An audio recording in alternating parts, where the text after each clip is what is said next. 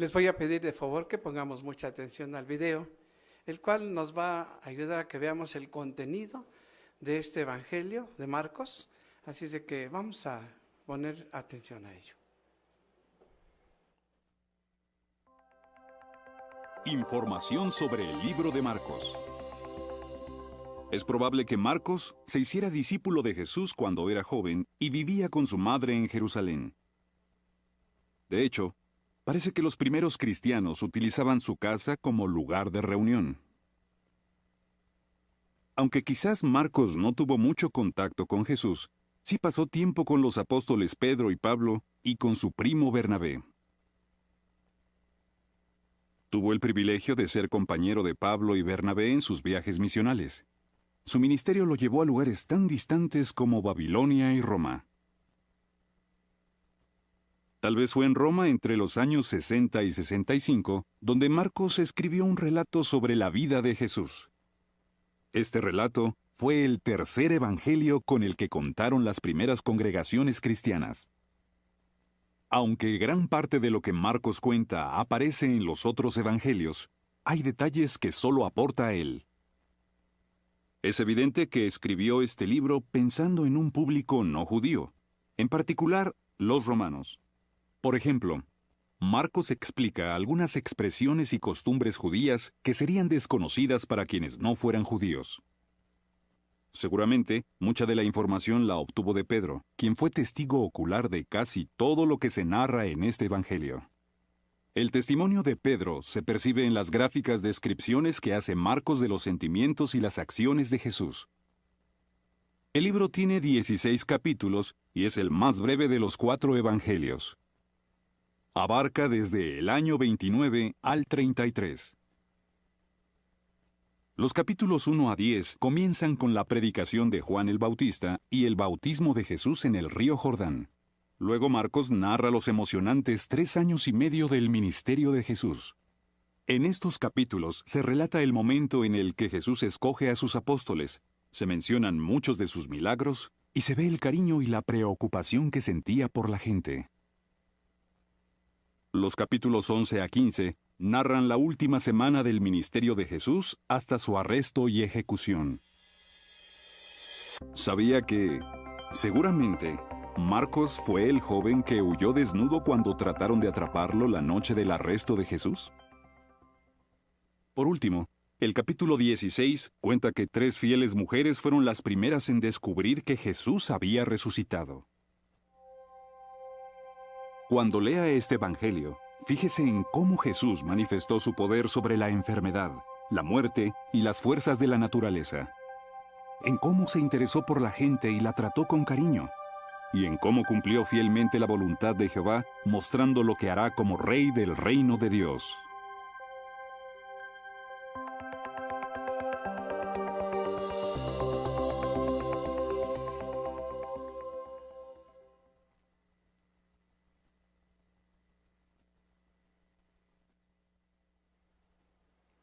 Bien, el capítulo número 1 nos muestra, hermanos, que después de que Jesucristo fue bautizado, entonces empezó su ministerio de una manera fuerte.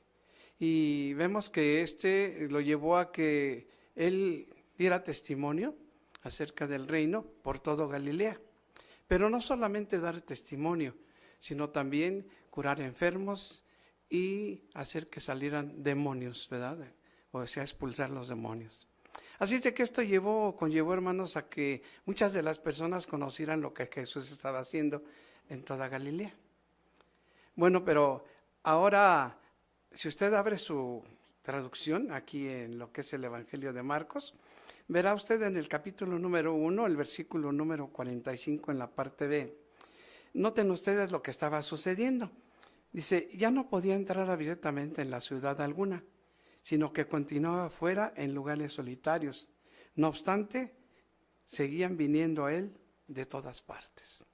Bueno, la decisión que se tomó es regresar nuevamente a donde era su casa, por decirlo así, porque se habían mudado ahí a Capernaum.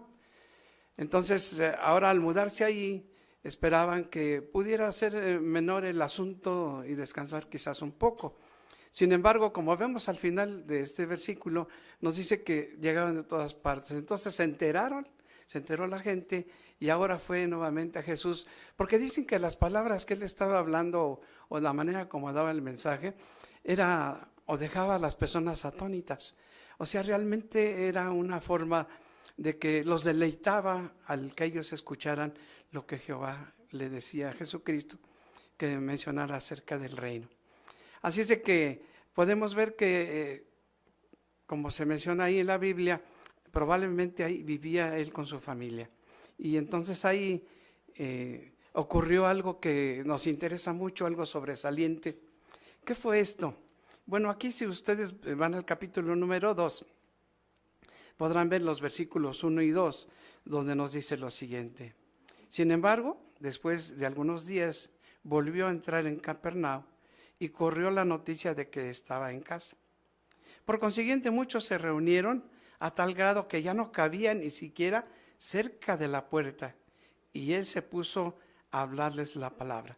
Vean ustedes la ilustración que se presenta y imaginen, ¿verdad?, cómo la gente estaba amotinada, que ni las puertas y apenas las ventanas, ¿verdad?, podían escuchar de lejos a Jesús. Pero fíjense que ahora se presenta un asunto muy interesante. El versículo número 3 y 4 nos señalan lo siguiente, pero no, dice aquí el 3, perdón. Y vinieron unos hombres trayéndole un paralítico, llevado por 4. Pero como no pudieron traerlo directamente a Jesús, a causa de la muchedumbre, quitaron el techo por encima de donde él estaba. Y habiendo cavado una abertura, bajaron la camilla en que estaba acostado el paralítico. Bueno, la ilustración que se presenta o que vamos a presentar, se muestra claramente, hermanos, el trabajo que tuvieron que hacer estos 4. Imaginen la situación. Llegan y no tienen por dónde llevar a esta persona, la cual querían que Jesús hiciera un milagro. Y entonces lo que hicieron es subir a la azotea y entonces abrir un hueco para poder meter esa camilla. No fue nada difícil porque recuerden ustedes que estas casas, los techos, tenían vigas corridas de pared a pared y realmente eran de paja o de algunas ramas o inclusive también de tejas, ¿verdad? Se menciona ahí en la información. Entonces sí pudieron cavar un buen cubo para poder meter esta camilla entre esos 4.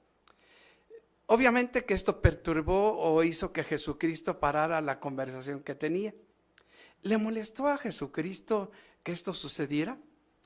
No, hermanos, se nos informa que no, ¿verdad? Vamos a ver lo que se nos informa en los versículos siguientes, que son el 5, por favor.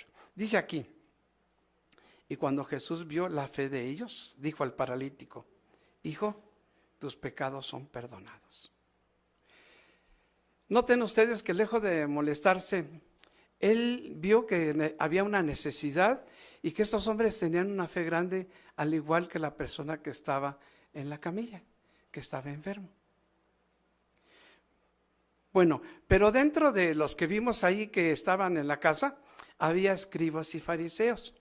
Y ellos estaban ahí no para hacer lo mismo que las otras personas que tenían interés en ver cómo Jesús hablaba y hacía cosas que realmente lo consideraban como hijo de Dios, sino que estaban ahí ahora en murmullo, haciendo ver que lo que estaba haciendo Jesucristo, lo que estaba diciendo acerca de que Él podía perdonar pecados, realmente era blasfemia. Pero el Señor Jesucristo se dio cuenta de ello y ahora lo que hizo es mencionarles, ¿verdad?, lo que dice el siguiente versículo. Dice el versículo 9, ¿verdad? Dice aquí, pero Jesús, habiendo discernido inmediatamente que por su espíritu que razonaban de aquella manera dentro de sí, les dijo, ¿por qué razonan estas cosas en sus corazones? ¿Qué es más fácil? ¿Decir al paralítico, tus pecados son perdonados? ¿O decir, levántate y toma tu camilla y anda? Bueno, entonces hacía ver el Señor Jesucristo que realmente el perdonar pecados era una cosa para él sencilla, puesto que él tenía en mente que iba a ofrecer un sacrificio para perdón de los pecados y que sería más difícil levantar a alguien de su enfermedad y que dejara su camilla. Bueno, entonces ahora les hace ver claramente que él tenía el poder que le había otorgado su padre para hacer eso y otras muchas cosas más. Noten ustedes los siguientes versículos. Pero para que sepan ustedes, el Hijo del Hombre tiene autoridad para perdonar pecados sobre la tierra. Dijo al paralítico, te digo, levántate, toma tu camilla y vete a tu casa. Y con eso él se levantó y tomó inmediatamente la camilla y salió andando de delante de todos ellos. De modo que todos ellos simplemente se embellecieron y glorificaron a Dios y dijeron, jamás hemos visto cosa semejante. Como podemos notar, hermanos, realmente lo que se hace ver, que no solamente Jesús perdonó aquellos pecados, sino que cuando obtenga el reino que su Padre le va a dar, realmente va a quitar todos los problemas que tengamos debido al pecado, y entonces ahora tendremos la perfección en ese reinado que Cristo Jesús ofrece, en el que se van a perdonar nuestros pecados y viviremos para siempre.